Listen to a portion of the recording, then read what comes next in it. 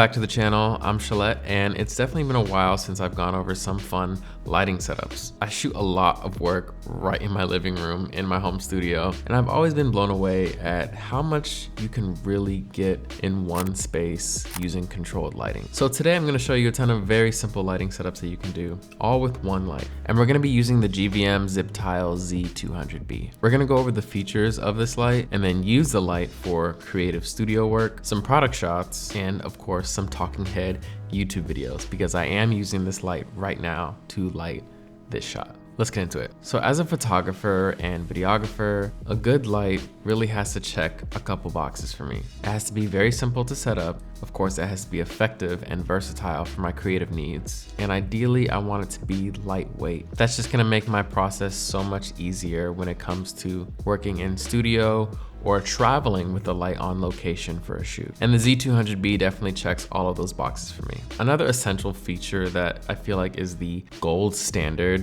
to lights these days is app control. With the GVM LED app, I can simply connect to the light, access color temperature, brightness, and a ton of built-in lighting effects. So with some of the setups that I'm gonna be showing you, the light is gonna be rigged kind of out of reach. So being able to control it through the app is simply essential. And of course, you can dial in all your settings using the control box. And you get a ton of cables, so if you're rigging this light kind of out of reach, you still have a lot of slack to operate it with the control box. Now, a very unique feature about this light is that it has the ability to literally zip together to another version of the light. So you can put two 200Bs together using the zipper function, and now you have a light panel that's giving you 400 watts. I only have one light on me, so I can't show you that feature, but it's definitely a unique way to take this light even further. So let's get into the setups. So for the first setup, we're gonna go for an overhead light. And this is probably my favorite lighting setup because it really adds a lot of drama and mood to a shot. All I'm doing is using a C-stand and a boom arm. A boom arm is a really clutch tool to use because it gives you so much more reach to, of course, give you an overhead angle and to keep your stand further away from your subject to give yourself a lot more room to play with. And because this light is so feathery lightweight, I have no issues rigging it above Ruben's head. By using a light that is this thin alongside the grid attachment, I get this really nice refined strip of light. And by adding some separation between him and the backdrop, I get some really nice fall off.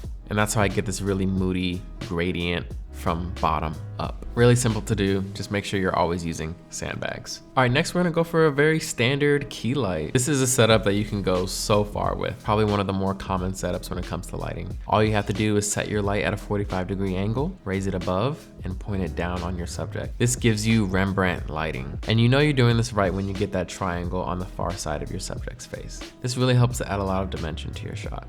Next, we're gonna try lighting from the side, more so like behind Ruben's right ear. And this kind of gives us a silhouette type of feel. And it really highlights his hair, his jacket, and his overall aesthetic. Now, of course, when we do this, we really only have light coming in strong from one side. So the opposite side of his face is really filled with shadow. But I do really like the mystery from a setup like this. And these are 3 easy setups that you can try in studio. Now, beyond light positioning, I'm able to take my shots even further by playing with the color temperature. Ruben definitely brought a good variety of outfits for this shoot, and each one had a different feeling to me. So by using the app, I easily created different feelings by using warm and cooler color temperatures. Now let's talk about how you can use this light for a YouTube video. Again, I am using the Z200B to light this YouTube video right now. And in this shot, I definitely have a couple lights behind me, but I always need a solid key light to light my face.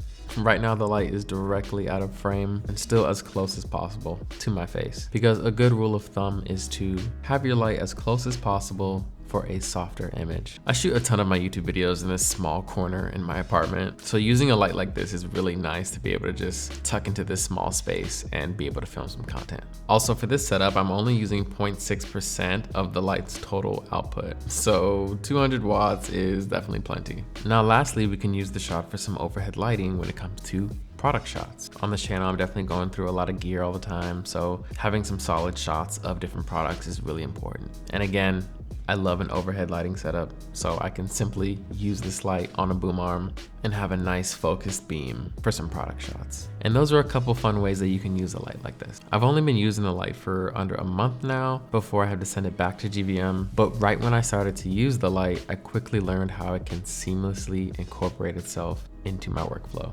Check out the light in the description, check out Ruben, and of course, check me out on Instagram too. Thanks for watching. Peace.